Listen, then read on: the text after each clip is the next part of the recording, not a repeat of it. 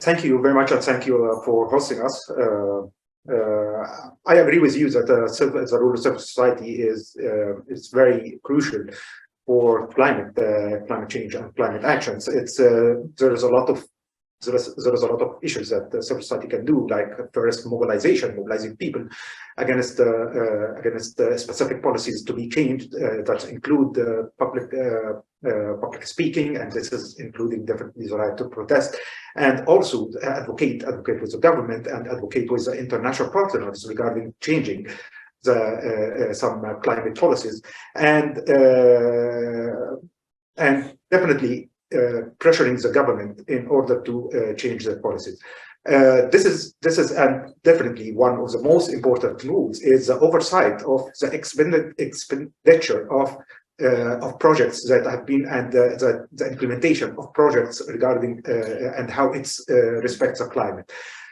Unfortunately, that this is not possible in Egypt at all, due to a lot of constraints and a lot of obstacles that are facing the civil society in Egypt. First of all, it's the new NGO law. For example, in the new NGO law, and I'm setting a very, very simple example. In order to, if you are a charity organization or organizations that are working on microfinance and you want to participate in environmental initiative, you have to get approval to add an activity. And this approval, you may get it and you may not get it. So you are not free as an NGO. You are not free to work on the environment. If you are registered as a charity organization or as a microfinancing organization, in order to add another activity, which is environmental activities, you have to obtain approval.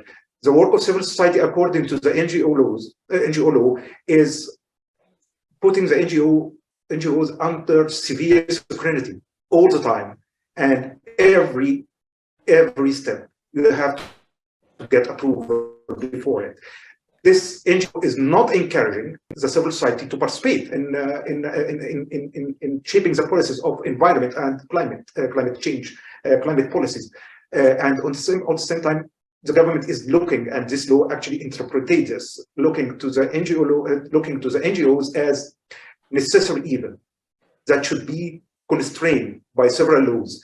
This is not the only thing, the NGO law, but also there is the legal harassment. And as His Excellency, as Ambassador of Germany, said that I'm under travel ban. I am not an isolated case, but there is a lot of colleagues that are still under travel ban due to the foreign funding case, which is the infamous case 173 for the year 2011, which started from 2011 and is still affected by it. Most of us are been 6 years under travel bans, and we cannot travel. And definitely, most of us have primary charges that if we proved guilty in front of the court later on, it could put us behind bars for life sentence. But also there is illegal practices, like what's happened for some of our colleagues, like for example, Gamal, my colleagues, when he has been harassed in the streets by secret police and has been painted by paints, and his car has been stolen and has been beaten in the streets because of his activities. Also,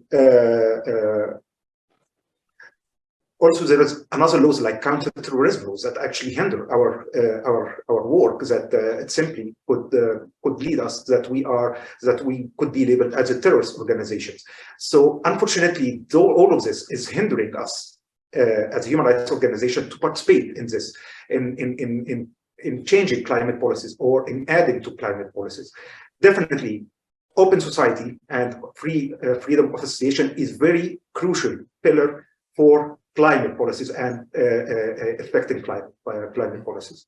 I think that freedom of association and the participation of civil society is prerequisite for any next call, and to try to pressure the government before any kind of government, especially those authoritarian governments that we are living under, is to free the spaces not during COP but after COP, and also guarantee that there will not be reprisal or retaliation afterwards, after the attention of the attention of COP ended here. So this is something which is very, very, very important. The follow-up of the respective government and international community regarding what's happening after COP is very important. Also, there should be a lot of demands. For example,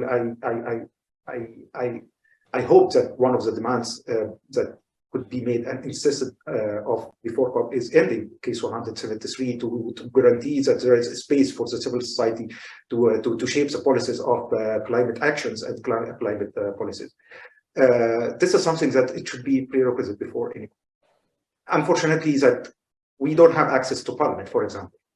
So there is no hearing session, at least for the human rights organizations. And if there is hearing sessions for some environmental organizations, that doesn't mean that there will be change in policy. And there is a certain things that all should be actually enjoyed by civil society around the world in order to change climate policies is mobilizing people. Mobilizing people here in Egypt is dangerous. It's extremely dangerous. So let's forget, or let's not fool ourselves by what's happening in Sharm el-Sheikh right now, as people can protest and as we can speak publicly here. We haven't been doing this for a long time ago. This is maybe, as I recall, it's my first public speaking in many years due to my travel ban. So I don't give public speeches in anywhere around the world, and because there is no venue for public speaking here in Egypt. So this is something which is very important. This is a basic rule for civil society in order to pressure for changing policies. We need to have access to government, to talk with the government. We need to have access to the parliament, to the state institutions in order to change policies, including climate policies. But we don't have this. What the government wants from us actually is to follow their instructions. And if we are going to do this, it will end up that we will be a service provider, which is fine, but we are not going to affect the policies. Since I'm speaking about civil society, I want to pay my high respect to my colleagues, to my fellow Egyptian human rights workers and human rights defenders that are behind bars right now, which is including Mohammed al-Baqir, Izzat Onim, Ibrahim Mitwali, and Ahmed Amesha, who are now behind bars because of their war.